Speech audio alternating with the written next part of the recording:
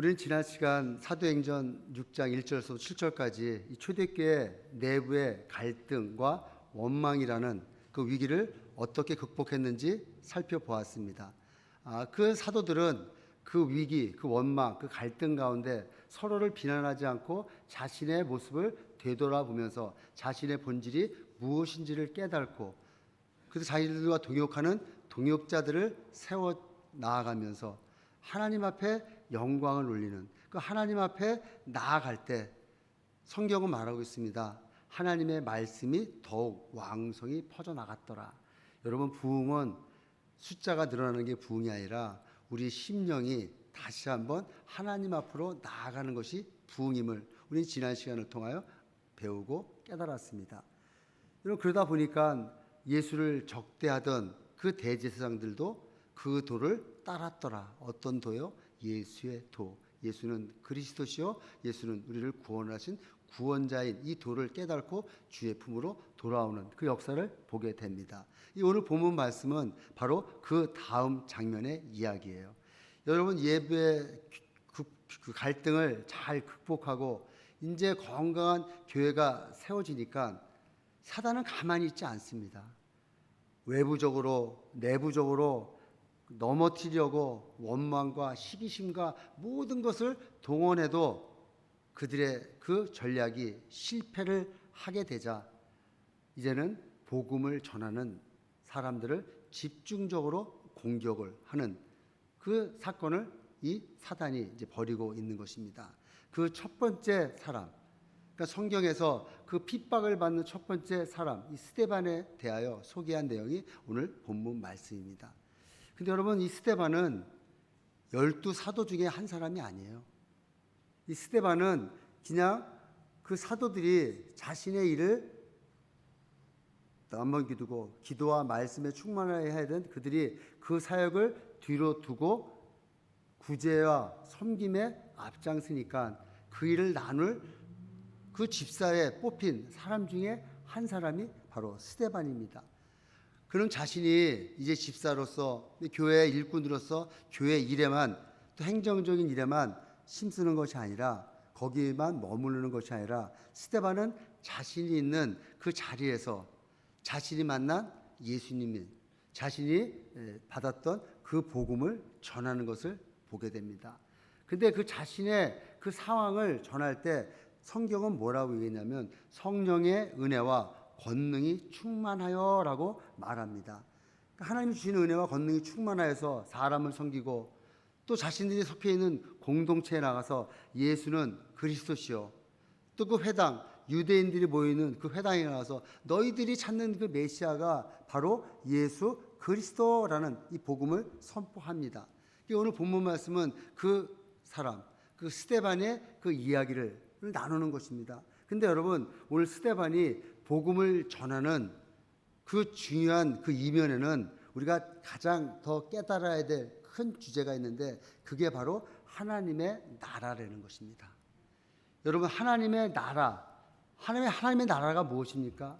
우리가 예수를 처음 믿을 때 뭐라고 그래요? 이 땅 가운데 어려워도 예수 믿고 구원받아서 죽어서 천국 가야 되잖아. 그 얘기를 듣다 보니까 하나님의 나라는 우리가 죽어야만 가는 데인지 알고, 이 천국은 마치 우리가 죽어야만 가는 곳인지 알고 우리 살아왔습니다.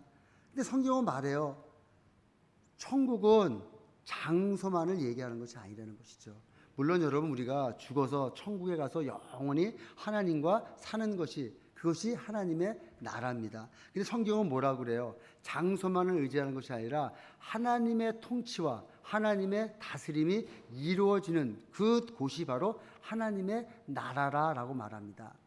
그래서 예수님께서 이 땅에 오셔서 가장 먼저 선포한 말씀이 바로 그 말씀이잖아요. 여러분, 마태복음 4장 17절에 보면은 예수님이 처음 이 말씀을 전하는데 어떤 말씀입니까? 이때부터 예수께서 비로소 전파하여 이르시되 회개하라, 천국이 가까이 왔느니라. 하나님이 다스리고 하나님이 통치하는 이 천국이 이 땅에 왔다는 거예요. 여러분, 그래서 사단이 왜 복음을 전하는 것을 그렇게 못 전하게 하고 말리고 또 환경을 통하여 내부의 갈등을 통하여 자꾸 넘어뜨리게 하겠습니까? 여러분, 지금 이 땅은 공중 권세를 잡은 사단이 죄와 사망의 권세로 다스리는 사단의 나라라는 거예요. 근데 이 나라에 예수님이 오셔서 하나님의 통치와 하나님의 다스림을 나타내는 하나님의 나라를 임하게 하니까 여러분 어떻게 됩니까? 사단이 자신의 나라가 좁혀짐을 간파하고 계속 핍박하는 거예요. 여러분 세상에서 가장 힘든 싸움이, 가장 무서운 싸움이 어떤 싸움인지 아시죠? 밥그릇 싸움입니다. 예. 여러분 이 동물들도 자기 밥그릇 뺏어가면 으르렁 돼요. 근데 사단이 자기가 가지고 있는 이 자기의 그 죄와 사망의 권세를 가지고 있는 이 다스리는 나라가 예수님이 이 땅에 오셔서 하나님의 나라가 임하게 되니까 그것이 점점 적어지니까 그들은 계속해서 핍박합니다. 근데 여러분 중요한 것은 예수님이 말씀하셨어요. 너희는 환난을 당하나 담대하라. 내가 세상을 이겨노라.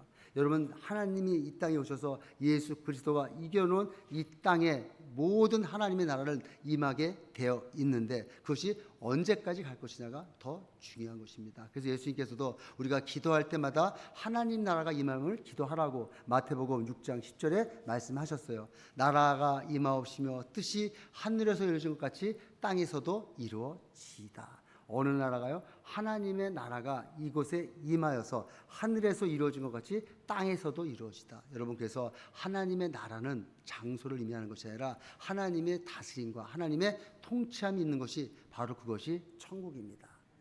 여러분 우리 가정이 하나님의 말씀으로 통치된다면 거기가 바로 하나님의 나라예요. 내가 속해 있는 그 공동체가 정직과 사랑이 실천되면서 하나님의 말씀이 통치되는 그곳이 바로 하나님의 나라인 것입니다.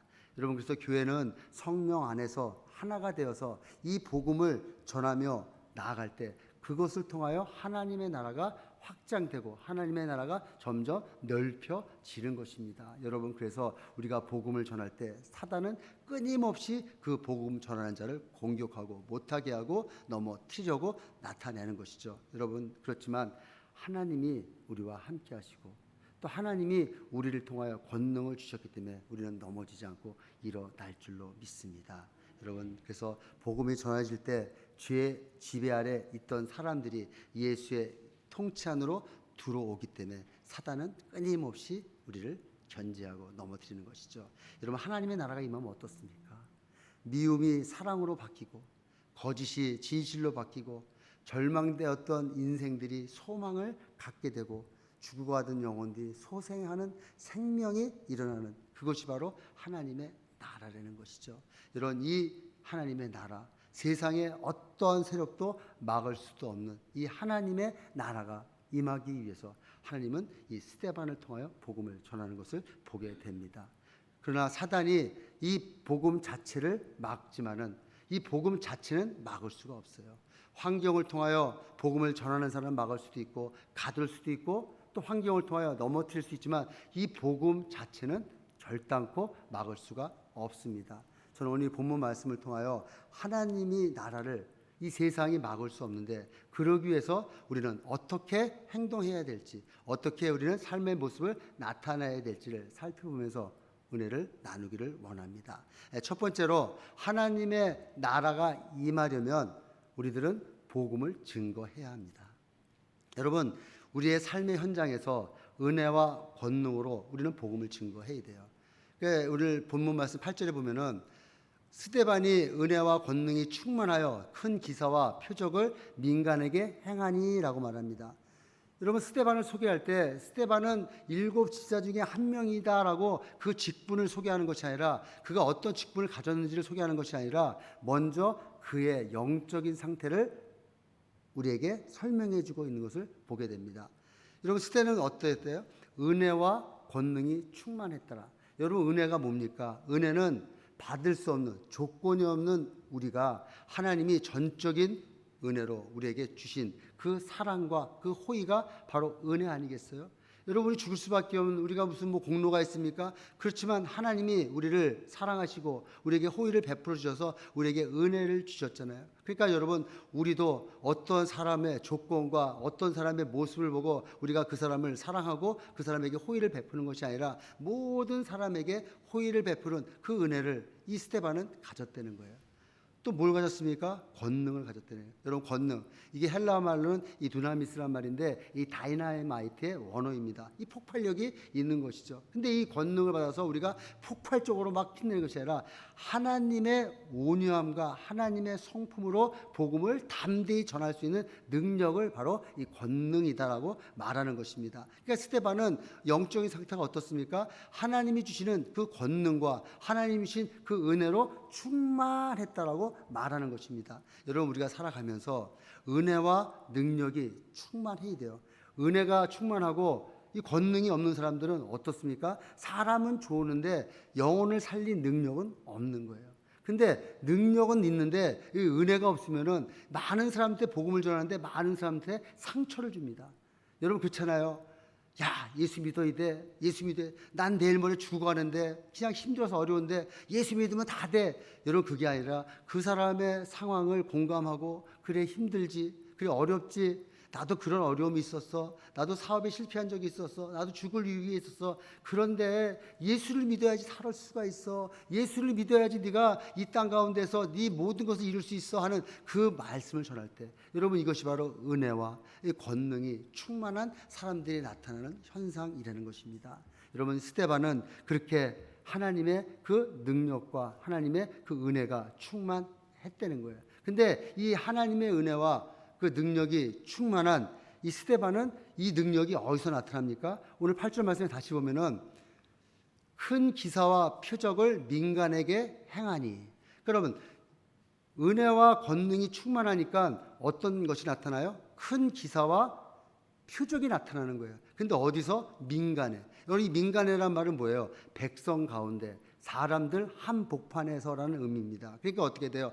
자기가 살고 있는, 자기가 속해 있는 그 공동체 안에서 하나님의 권능과 은혜로 말미암아 큰 기적과 표적이 나타나는 거예요. 여러분, 이래서 이 스데반은 교회 안에서만 머무는 신앙이 아니라, 예배당 안에서만 갖는 그 믿음이 아니라 세상 밖에서 사람들과 함께 있는 삶의 현장에서 그 능력이 나타나는 거예요. 그 능력이 나타나니까 어떻게 됩니까? 많은 사람들이 주의 나라를 사모하게 되는 것이죠. 여러분, 사람들이 모이는 거리와 회당과 일상생활의 자리에서 복음을 전하여 줬을 때 하나님의 사랑이 실천되고, 하나님의 사랑이 실천되고 하나님의 은혜가 넘쳐날 때 이것이 바로 하나님의 나라가 확장되는 거예요.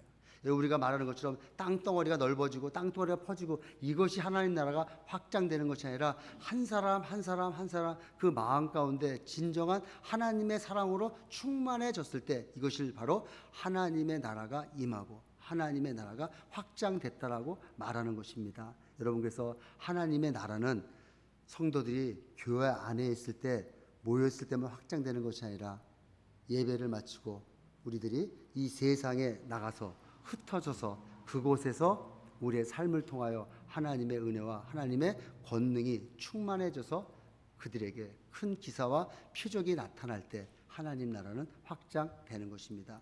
그래서 여러분, 우리는 세상으로 나아가야 돼요. 세상으로 우리는 나아가야 됩니다. 여러분, 그래서 예수님께서도 마태복음 28장 19절에 이렇게 말씀하셨어요. 그러므로 너희는 가서 모든 민족을 제자로 삼아 아버지와 아들과 성령의 이름으로 세례를 베풀고. 뭐라 그래요? 너희는 가서. 너희는 가서. 여러분, 예전에 그 은혜하니교회 그 원로 목사님이, 김구학식 목사님이 이 사역자들을 이렇게 보면은 눈이 딱 마주치면은 네 가라고, 마산 사투리로 네 가라고, 러시아로 가라고, 어디로 가라고, 송교지로 가라고 그러면은 안 갈 수가 없다는 것입니다. 여러분, 가야지만이 뭐가 복음이 전해지지 않겠습니까? 예수님이 제자들에게 교회 안에만 머물러 있지 말고 나가려는 거예요. 가서 선교하려는 겁니다. 여러분, 그렇다고 막 나가는 게 아니라 자신이 속해 있는 가정, 자신이 속해 있는 공동체에서 하나님의 자녀답게 하나님의 말씀을 묵상하며 하나님의 말씀대로 살아나가는 은혜와 권능이 충만한 모습으로 살아가려는 것이죠. 여러분, 그래서 예수님께서도 사도행전 1장 8절에 오직 성령이 너에게 임하시면 너희가 권능을 받고 예루살렘과 온 유대와 사마리아 땅끝까지 이르러 내 증인이 되리라. 여러분 뭘 말합니까? 내 증인이 되라는 것은 나가서 증인의 삶을 살라라고 말하는 것입니다. 여러분 성령의 권능은 우리만 은혜 받고 기뻐하기 위해서 주시는 것이 아니라 삶의 현장으로 나가서 예수의 증인으로 살아나가려는 것이에요. 사랑하는 성도 여러분, 우리의 신앙은 그래서 주일에 교회에서만 나타나는 드러나는 예배로 끝나는 것이 아니라 예배를 마치고 돌아가서 가정이 화목해야 되고 또 내가 속해 있는 공동체가 나를 통하여서 더 기쁨이 흘러넘쳐야 되는, 또 이웃 사람들과 만나면서 하나님 나라를 위해서 우리의 삶의 모습을 온전히 보여주는 것이, 이것이 바로 하나님의 나라를 확장하고 하나님 나라를 임하게 한다는 것이죠. 교회에서는 천사 같은데, 집에서 가면 악마 같은데 그런 행동을 하면 안 돼. 교회에서는 그냥 섬기는데 자신이 속해 있는 공동체에서 가면은 자꾸 섬김을 받으려고 하면 안 됩니다. 여러분 교회에 있으나 집에 있으나 내가 속해 있는 공동체에 있으나 똑같이 하나님이 주시는 그 은혜와 하나님이 주시는 그 권능으로 섬기고 나아갈 때 그것이 바로 하나님의 나라를 확장시키는 증인의 삶을 살아나가는 것입니다. 여러분 그래서 우리는 입술로만 복음을 전하는 사람이 아니라 삶의 모습으로 복음을 전하는 사람이 되어야 되는 것이죠. 어떤 사람들이 그렇잖아요. 저 사람을 보면은 진짜 교회 가고 싶어. 저 사람이 믿는 하나님 나도 믿고 싶어 하는 이런 마음이 들어야지. 네가 믿는 하나님 나는 안 믿을래. 네가 가는 교회 나는 안 갈래. 이런 말을 들으면 안 된다는 거예요. 여러분 그것이 바로 삶으로 나타나야 되는 거예요. 여러분 그래서 이 스데반은 그 삶으로 나타납니다. 교회에서만 섬기는 집사가 아니라 그는 회당을 다니면서 복음을 전했어요. 이런 9절 말씀에 보면은 이른바 자유민들 즉 구레네인, 알렉산드라인, 길리기아와 아시아에서 온 사람들이 회중에서 어떤 사람들이나 스데반과 더불어 논쟁할세. 여러분 당시 예루살렘에는 여러 회당들이 있어요. 여러분 유대인들은 이 회당을 중심으로 모입니다. 초창기 이민사회에 교회를 통하여서 우리 한국 사람들이 모여서 예배 생활과 삶의 모습을 나타내는 것처럼 이 유대인들은 어디를 가든지 회당을 만들고 그 회당 안에서 어떤 문헌에 보니까 유대인들 10명 이상 모이면 회당이 주식된다 그러더라고요. 그러니까 이 유대인들, 어떤 유대인들이요? 헬라파 유대인들, 외국에 살다가 디아스포라로 외국에 살다가 예루살렘에 돌아온 이 유대인들이 자신들의 고향에 있는 사람들과 모여서 그 지역에 따라서 회당을 이루고 살았는데 그 회당, 여러분 스데반도 헬라인 아닙니까? 그 회당에 이 스데반이 가서 그들과 논쟁하는 거예요. 그들은 유대인으로서 메시아를 찾고 있는데 야, 니들이 찾는 메시아가 바로 예수 그리스도야. 니들이 찾는 그 영원한 왕이 바로 예수 그리스도야 라고 이 복음을 전합니다. 여러분 우리도 마찬가지예요. 우리도 어디에 삶의 현장의 모습이 있습니다. 자기가 속해 있는 공동체가 있어요. 여러분 이 밖에 나가면은 뭐 한인회도 있고 뭐 내가 직장도 있고 또 어떤 뭐 모임도 있고 쉽게 말해서 무슨 어떤 등산의 모임이라든가 아니면 어떤 서클에 우리가 참여했을 때 그곳에서 어울려서 그 사람들과 같이 도닥도닥 되는 것이 아니라 예수는 그리스도임을 선포하는 이 복음을 전하는 증거자가 돼야 될 것을 이 스데반은 말하는 것입니다. 여러분 우리가 살아가면서 많은 사람들을 만나요. 많은 사람들과 같이 접합니다. 그런데 그들 가운데 내 삶이 잘못 비춰진다면 내 삶을 통하여 하나님의 영광이 드러나는 것이 아니라 하나님의 영광이 가리게 되는 것이죠. 여러분 그래서 우리의 삶을 온전하게 지나가기 위해서는 하나님이 주시는 은혜와 하나님이 주시는 권능을 나타내야 되는 거예요. 여러분 그래서 우리가 살아가면서 목사님만 목회자들만 이 복음을 전하는 그런 생각을 가진다면 여러분 큰 오해입니다. 예수를 믿는 모든 성도들은 바로 하나님의 나라를 나타내는 증인이 되어야 되는 것입니다.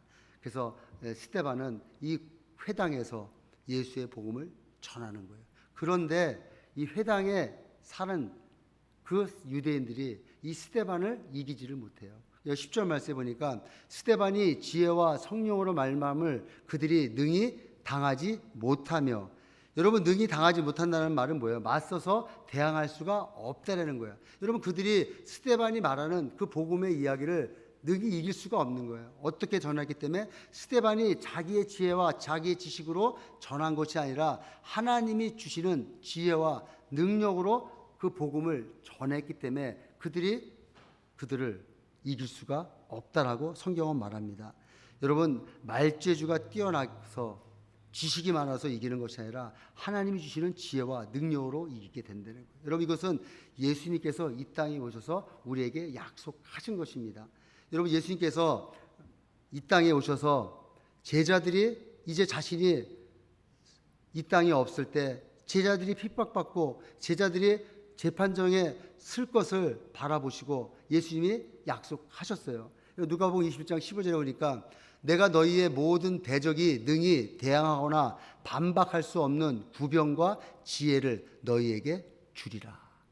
반박할 수 없는 구병과 지혜를 너희에게 주겠다라고 약속하셨어요. 누구를 통해서? 성령을 통해서. 여러분, 그래서 어떤 핍박과 어려움과 어떤 힘든 것이 왔을 때 어떻게 이겨나가지 하는 그런 두려움으로 여러분 그들과 맞서지 못하는 그런 우를 범하지 마시고 담대히 복음을 전할 때 하나님이 나에게 필요한 지식과 지혜와 능력을 주신다는 것이죠. 여러분, 그래서 신앙에 관한 대화를 나눌 때 우리의 지식과 혈기로 싸우시면 안 돼요. 야, 믿으면 됐지 왜 자꾸 말이 이러면 안 돼요. 네? 여러분, 그냥 정확하게 복음을 전하셔야 돼요. 예수님이 하나님이신데 우리 죄인은 자기 죄를 자기가 해결할 수가 없어서 죄가 없으신 그 하나님이신 그 예수님이 이 땅에 와서 우리의 죄를 대신 담당해서 죽으셔서 우리가 그 예수님을 믿으면 우리의 죄는 해결되고 죄가 해결돼야지만이 하나님과 관계가 온전히 이루어지고 하나님과 영원히 살 수 있는 이것이 바로 예수 그리스도의 복음이야. 예수를 믿어야지 네가 하나님 앞에 갈 수 있어. 예수 이름 이외에는 다른 이름을 준 적이 없어 하는 그 복음의 핵심을 전할 때 그가 믿지 않고 그가지 안 믿으면은 하나님이 때가 이때가 아닌가 보다 그러고 빠지셔야지. 거기서 강하게 싸우고 강하게 그들과 대화해서 이기면은 아무 소용이 없습니다. 여러분, 상대방을 말로 눌러 이긴다고 그래서 복음이 전해집니까? 이기는 게 목적이 아니라 복음을 전하는 게 목적 아니겠어요? 성령의 지혜와 성령의 능력을 우리 예수님께서 우리에게 주신다라고 말씀하셨잖아요. 여러분, 그대로 전하면 됩니다. 그래서 베드로 사도는 베드로전서 3장 15절에 이렇게 얘기해요. 너희 마음에 그리스도를 주로 삼아 거룩하게 하고 너희 속에 있는 소망에 관한 이유를 묻는 자들에게 대답할 것을 항상 준비하되 온유와 두려움으로 하라. 여러분, 항상 대답할 것을 항상 준비하라는 것은 뭐예요? 항상 말씀 안에 우리가 거하라는 거예요. 여러분, 내가 항상 말씀을 묵상하고 기도하면서 하나님의 그 뜻이 무엇인지를 깨닫고 나아가는 이 삶이 지속될 때 복음을 전하는 자를 만났을 때 온유함으로 또 이 사람이 예수를 믿지 않고 내일 죽으면 구원받을 수 없으니까 오늘 꼭 이 말씀을 통해 믿어야 되는데 하는 그런 두려움으로 복음을 전할 것을 말해야 되는 거예요. 그래서 여러분, 우리는 진리를 담대히 전해야 하지만 온유함을 잃으면 안 돼요. 온유함을 잃으면 안 돼요. 제가 이 말씀을 묵상하면서 많이 회개했습니다. 온유함을 잃으면 안 돼요. 그냥 웃은 목소리로 웃은 얼굴로 그래도 예수 믿으셔야 돼요. 그래도 예수 믿으셔야지 구원 받습니다 라는 그런 마음을 가져야 됩니다. 여러분, 세상은 우리의 부족한 논리와 감정을 이길 수가 있습니다. 그렇지만 성령 충만한 성도 안에 거하는 예수 그리스도의 진리와 사랑은 이길 수가 없어요. 우리에게 주시는 하나님의 그 은혜와 권능으로 전하는 성령의 지혜와 능력은 어느 누구도 이길 수가 없습니다. 우리가 봤을 때는 그 복음 미련한 이야기 같고 또 헛된 소리 같지만 그 복음의 능력이 있습니다. 이 복음을 증거함으로 말미암아 하나님 나라를 확장시키는데 쓰임 받으시는 한 분 한 분 되시기를 예수 이름으로 축복드리겠습니다. 두 번째로 세상이 막을 수 없는 하나님의 나라가 임하려면 진리 위에 단단히 서야 됩니다. 여러분, 세상은 우리를 끊임없이 모함하고 우리에게 넘어뜨리기 위해서 음모를 세웁니다. 그런데 그 앞에서 진리 위에 단단히 서야 된다는 거예요. 여러분, 스데반과 논쟁하던 사람들이 지혜와 성령으로 말하는 스데반을 이길 수가 없었다라고 말합니다. 그러면 그 이길 수가 없으면 진리를 받아들여야 되는데 회개하고 그 진리 안으로 들어와야 되는데 여러분, 그렇지 않습니다. 자기 생각이 잘못되었음을 인정하면서도 예수 그리스도를 믿지 않고 그리스도 앞에 돌아오지 않는 거예요. 왜 그렇습니까? 자신의 이득, 자신의 시기심이 자신이 가지고 있는 것을 내려놓지 않기 위해서. 여러분, 그래서 똑똑한 사람이 예수 믿기가 그렇게 힘들어요. 왜냐하면 자신이 가지고 있는 진리를 절대로 내려놓지 않습니다. 아니, 그런 게 어디 있어요? 그런 모습이 어디 있어요? 하는 그런 마음으로 안 내려요. 그렇지만 이 자기 생각을 내려놓고 회개하고 돌이킬 때 어떻게 돼요? 우리 구원의 소식은 갖게 되는 거예요. 그러니까 여러분, 복음의 소식이 받아들이지 않으니까 그들이 어떻게 됩니까? 사람을 매수하는 거예요. 여러분 11절 말씀해 보니까 뭐라고 나옵니까? 사람들을 매수하여 말하게 하되 이 사람이 모세와 하나님을 모독하는 말을 하는 것을 우리가 들었노라 하게 하고, 사람을 매수해서 모함하는 거예요. 이 사람이 모세와 성전에 대해서 이야기를 했는데 성전을 무너뜨린데 하나님으로 바라보지 않아 하는 이 거짓 증인을 세웁니다. 여러분, 세상은 진리를 이길 수 없으면 종종 거짓된 것을 통하여 우리를 넘어뜨리게 해요. 여러분, 내용을 반박할 수가 없으면 말씀을 전하는 사람을 공격하잖아요. 그 말씀을 이렇게 반박할 수가 없으니까. 여러분, 그래서 이게 나이 드신 분들과 이렇게 논쟁을 하다 보면은 그 논쟁하는 말이 이길 수 없으면 딱 한마디 하십니다. 너 몇 살이야? 너 학교 어디까지 나왔어? 여러분, 그건 뭐예요? 그 말에 반박할 수 없으니까, 사실을 이길 수 없으니까 소문을 만들고 거짓말로 왜곡하여서 사람들을 선동하는, 이것이 바로 세상적인 방법이에요. 이게 사단의 방법입니다. 예수님도 같은 일을 당하셨잖아요. 예수님의 그 죄를 찾을 데가 없으니까 빌라도도 내가 도무지 그 사람의 죄를 찾을 수가 없다라고 이야기하니까, 여러분, 대제사장들과 그 종교 지도자들이 어떻게 합니까? 거짓 증인을 매수해가지고 예수님이 성전을 헐 것이다라고 얘기했고 예수님이 율법을 무시했다라고 얘기하고 그런 하나님을 모독하는 그런 말을 했다라고 거짓 누명을 써서 죽이지 않습니까? 여러분, 이 땅 사람도 똑같이 그렇게 행하는 거예요. 여러분, 스데반 때도 마찬가지예요. 예수님이 걸어가신 길을 그대로 걸어가는 것을 보게 됩니다. 여러분, 12절 말씀해 보십시오. 뭐라고 나옵니까? 백성과 장로와 서기관들을 충동시켜 와서 잡아가지고 공회에 이르러. 여러분, 장로와 서기관들을 충동시켜서 일어나는 거예요. 여러분, 충동시킨다는 것은 뭐예요? 감정을 자극시켜서 소요시키는 거예요. 여러분, 사람이 멀쩡하겠는데 가서, 야, 저 사람이 너 못했다고 욕해, 너 싸가지 없다고 얘기해. 누가 나한테 그런 얘기를 해? 이건 왜요? 사람을 충동시켜서 그 사람의 감정을 자극시키는 거예요. 그 사람이 가장 싫어하는 얘기를 해서 말하는 거예요. 여러분, 그래서 그들이 어떻게 얘기했습니까? 야, 스데반이 내가 얘기를 들어보니까 우리를 존경하는 모세를 모독했어. 야, 그리고 우리의 성전을 무너뜨리려 했는데 우리의 율법을 없애야 된다라고 막 얘기하는 거야. 여러분, 이런 말로 백성을 분노하게 하고 결국은 사내들인 공회 앞에 세우게 됩니다. 여러분, 그들이 제시한 그 고소하는 내용이 두 가지예요. 여러분, 13절, 14절 말씀해 보니까 거짓 증인들을 세우니 이르되 이 사람이 이 거룩한 곳과 율법을 거슬러 말하기를 마지 아니하는도다. 그의 말에 이 나사렛 예수가 이것을 알고 또 모세가 우리에게 전하여 준 규례를 고치겠다 함을 우리가 들었노라 하거늘. 두 가지인데 뭡니까? 스데반이 성전을 모욕했다는 거하고 스데반이 두 번째는 모세와 율법과 규례를 모독했다는 이 두 가지를 걸어서 고소하는 거예요. 여러분, 유대인들은 성전과 율법을 가장 중요하게 생각합니다. 그래서 이 성전을 거룩하게 하지 못하는 자들, 또 하나님의 이름을 모욕하는 자들을 신성 모독자라고 하면서 그들을 다 처단했어요. 그런데 여러분, 성전은 그 자체가 우리에게 구원을 주시는 것이 아니잖아요.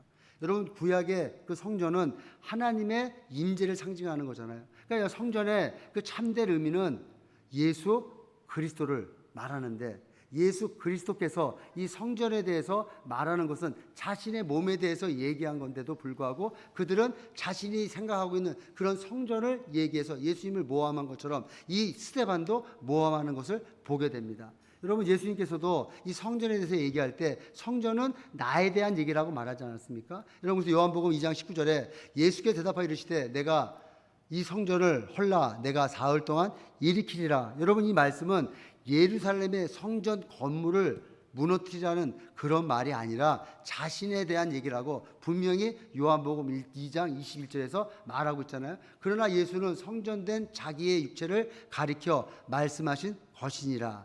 여러분 자신에 대해서 말씀하신 이 얘기를 사람들은 모함하고 곡해하고 잘못 얘기해서 예수님을 이 땅에서 십자가에 못 박혀 죽은 것처럼 이 스데반도 하나님의 모세의 율법을 위반하고 율법을 가리키는 구원자가 예수 그리스도임을 선포한 것을 빌미삼아 이를 넘어뜨리는 것을 보게 되는 것입니다. 그래서 예수님께서도 마태복음 5장 17절 말씀하셨어요. 내가 율법이나 선지자를 폐하러 온 건 줄로 생각하지 말라. 폐하러 온 것이 아니요 완전하게 하려 함이니라. 여러분 예수님은 율법을 폐하지 않으셨습니다. 율법이 요구하는 모든 일을 이루셨고 율법이 예표하는 모든 구원의 소식을 완성하셨어요. 여러분 그래서 인간이 죄인이기 때문에 하나님의 율법을 지킬 수가 없기 때문에 완전하신 하나님이신 예수님이 그 율법을 완성하시고 나를 대신해서 율법을 완성했으니 나를 믿고 따르는 자들은 다 율법을 완성된 것임을 말씀하고 있는 것입니다. 여러분 그러므로 스데반이 전한 복음은 성전과 율법을 파기하는 말씀이 아니라 성전과 율법의 참된 의미를 완성하신 예수님을 증거하는 말씀인 것이에요. 그러나 종교자들은 자신들이 붙들고 있던 전통과 기득권을 흔들리는 것이 두려웠기 때문에 진리를 왜곡하고 거짓 고소로 바꿔서 이 스데반을 처단합니다. 여러분 이 말씀을 왜 장황하게 설명하냐면요.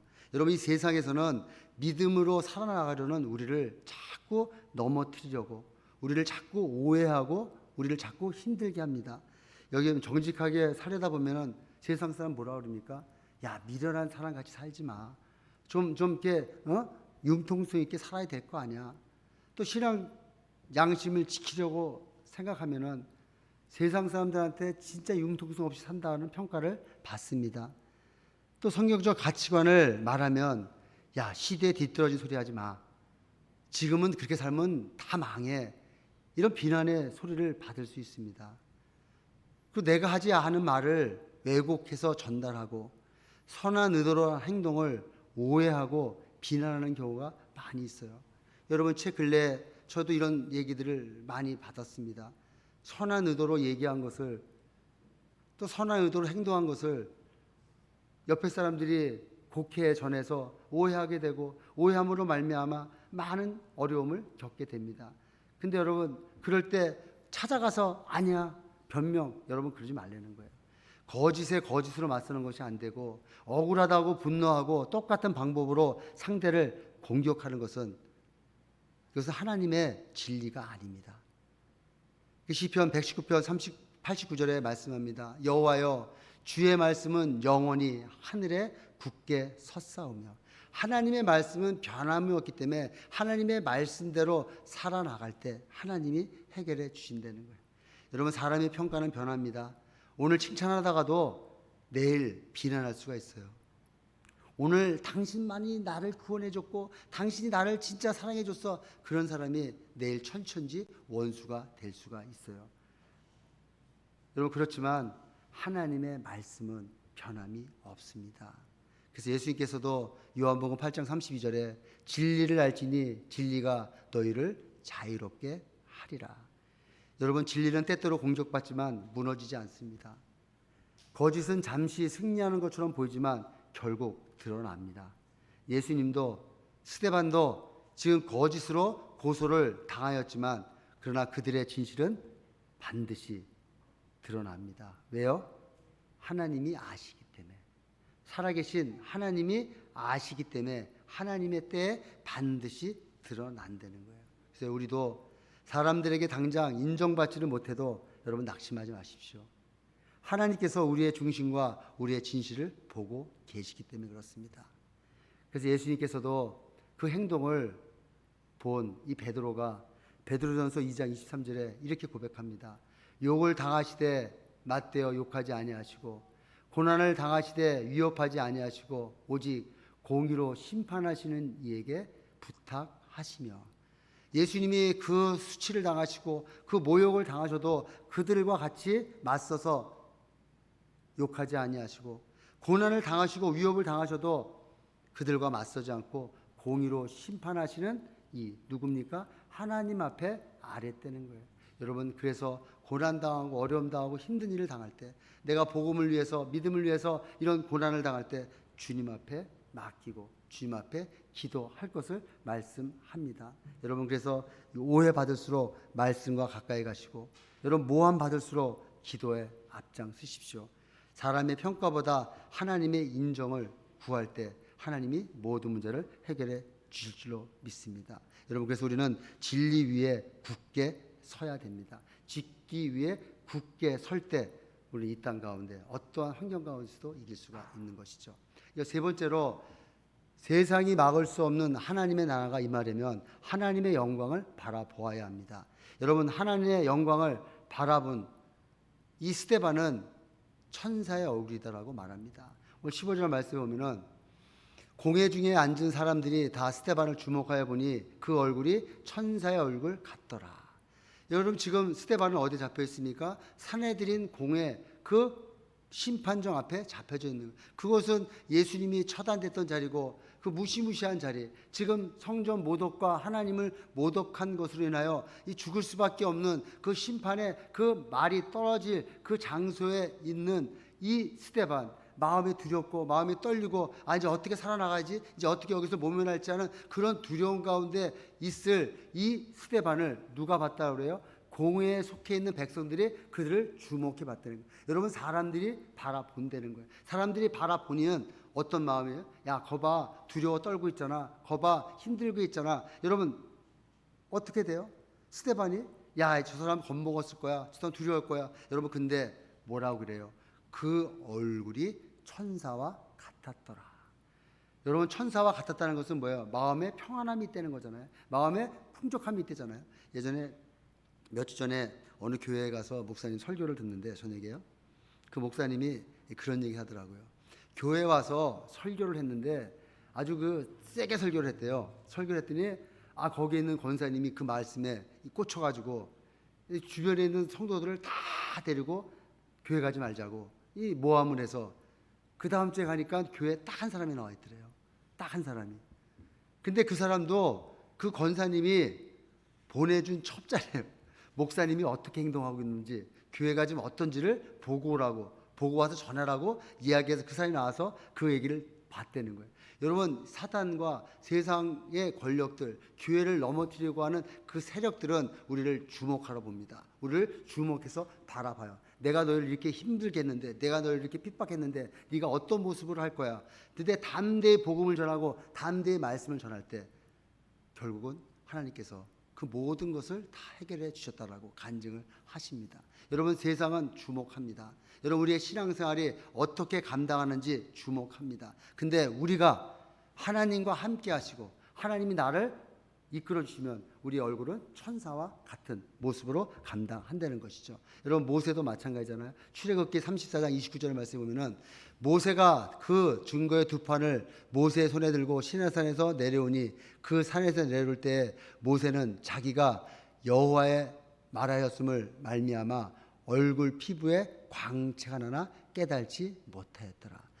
예수님, 하나님을 만난 이 모세가 하나님을 만난 그 축복으로, 그 은혜로 말미암아 얼굴에 광채가 나는데 그는 그것을 깨달지 못했다라고 말하지 않습니까? 여러분, 하나님이 우리와 함께 하시면, 우리가 하나님을 바라보면 우리 얼굴은 천사의 얼굴같이, 또 이 광채가 나는 얼굴같이 변하게 되어 있습니다. 그건 왜 그렇습니까? 우리 마음 가운데 어떻게 돼요? 하나님이 주시는 기쁨으로 넘쳐나기 때문에 세상이 가져다주는 두려움, 세상이 가져다주는 염려, 세상이 가져다주는 그 어떤 것보다도 하나님이 주시는 평강으로 나오기 때문에, 여러분, 스데반도 지금 누구를 우러러봤다 그래요? 그 핍박 가운데서도 하나님 우러러봤다라고 사도행전 7장 55절에 말하고 있습니다. 스데반이 성령 충만하여 하늘을 우러러 주목하여 하나님의 영광과 옛 영광과 및 예수께서 하나님 우편에 서신 것을 보고 하나님과 보좌 우편에 앉아 계신 예수님을 봤을 때 그 마음에 천사와 같은 얼굴을 가졌다라고 말합니다. 여러분 마음 가운데 어떤 마음을 품고 있느냐에 따라서 여러분의 마음의 얼굴로 피해가 나는 거예요. 그래서 잠언 기자는 잠언 15장 13절에 이렇게 말합니다. 마음의 즐거움은 얼굴을 빛나게 하여도 마음의 근심은 성령을 상하게 하느니라. 여러분 마음의 근심은 뭐예요? 두려움과 염려와 걱정이잖아요. 이런 것들을 하나님께서 채워주시면 우리의 마음에 즐거움이 생기게 되고 우리 얼굴에 빛이 난다는 것입니다. 사랑하는 성도 여러분, 여러분의 얼굴은 어떻습니까? 삶의 어려움과 경제적인 염려, 걱정으로 빛을 잃어가고 계십니까? 사람에게 받은 상처와 섭섭함 때문에 표정이 굳어지고 있습니까? 교회 오면서도 걱정과 불평이 가득해서 얼굴에 경직되어 있습니까? 스데반이 천사의 얼굴을 가질 수 있었던 이유는 환경이 좋았기 때문이 아니라 칭찬하는 사람이 있었기 때문이 아니라 문제가 해결되었기 때문이 아니라 죽음의 위협이 사라진 것 때문이 아니라 바로 그가 평안했던 것은 하나님을 바라봤고 예수님을 바라봤기 때문에 그는 그 마음 가운데 평강이 오는 것이죠.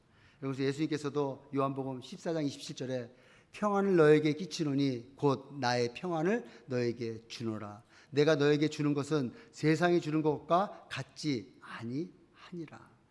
여러분 주님이 주시는 마음의 평안이 여러분 마음 가운데 나타나기 위해서는 여러분의 삶의 모습 속에서 하나님의 영광을 바라보셔야 됩니다.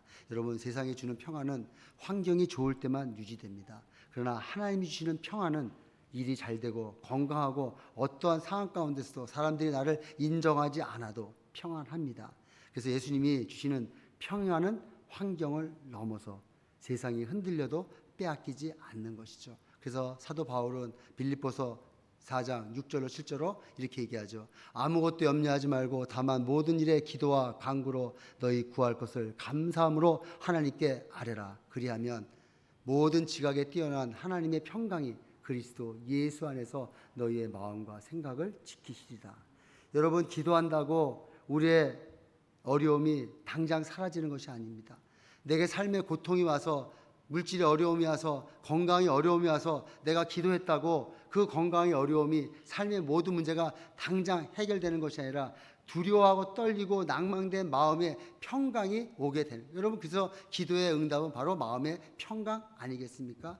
기도할 때마다 하나님의 평강이 우리의 마음과 우리의 생각을 지켜주실 때 우리는 우리가 원하는 대로 이뤄 나가는 것이죠. 여러분 그래서 믿음은 바라는 것들의 실상이요 보지 못하는 것들의 증거라고 말하고 있지 않습니까? 여러분 그래서 우리가 입술로만 복음을 전하는, 입술로만 예수를 믿는 믿음의 사람이 아니라 우리의 표정과 우리의 태도와 어려움을 대하는 우리의 모습도 믿는 사람의 모습으로 변화될 때 세상 사람들은 우리를 바라보면서 어떻게 저 사람들은 저런 어려운 가운데서도 평안함을 놓치지 않을까? 어떻게 어려운 일을 당했는데도 어떻게 미움 대신 용서할 수 있을까? 어떻게 저렇게 삶의 축복을 받을까? 저도 요즘 가끔 저희 본교회 가면은 성도님들이 목사님 얼굴이 되게 좋아지셨어요. 교회가 많이 부흥되나 봐요.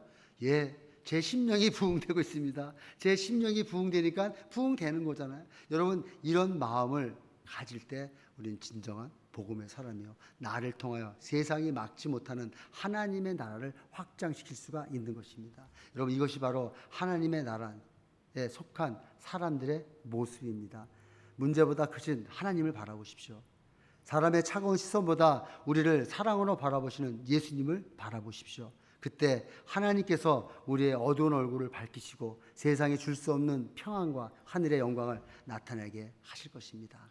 사랑하는 소명교회 성도 여러분, 세상은 거짓 증인을 앞세우고 재판정에 끌고 가며 마침내 스데반의 목숨을 빼앗습니다. 그로 말미암아 복음과 하나님 나라가 끝날 것이다라고 그들은 생각했습니다. 그러나 그들의 생각은 잘못됐습니다. 사단의 생각은 틀렸습니다. 스데반이라는 일꾼 하나를 그들은 제거했지만 그를 통해서 사도 바울이라는 위대한 복음의 증거자가 나타났고 예수님을 그들은 죽였다라고 생각했지만 예수님의 그 핏값을 통하여서 많은 제자들이 생겨난 것처럼 여러분 하나님의 나라는 절대로 멈추지 않습니다. 세상은 막을 수 있어도 사람은 막을 수 있어도 환경을 통해서 어려움을 줄 수 있어도 하나님의 나라는 얽매일 수가 없습니다. 삶의 현장에서 은혜와 권능으로 여러분 복음을 전하기를 결단하십시오. 세상의 모함과 오해 앞에 쓰러지지 마시고 오직 십자가의 진리 앞에 굳건히 서시기를 결단하십시오. 눈앞의 환경을 넘어 하나님 보좌 우편에 앉아 계신 예수님의 영광을 바라보면서 여러분 한 사람 한 사람의 얼굴이 천사의 얼굴로 변하는 승리의 모습을 바라보기를 결단하십시오. 이런 거룩한 믿음의 길을 걸어갈 때 우리의 가정과 우리의 일터와 우리의 지역사회 모든 곳에 하나님 나라가 확장됨으로 말미암아 여러분 한 사람 한 사람들이 쓰임받는 하나님의 제자들이 되시기를 예수 이름으로 축복드리겠습니다.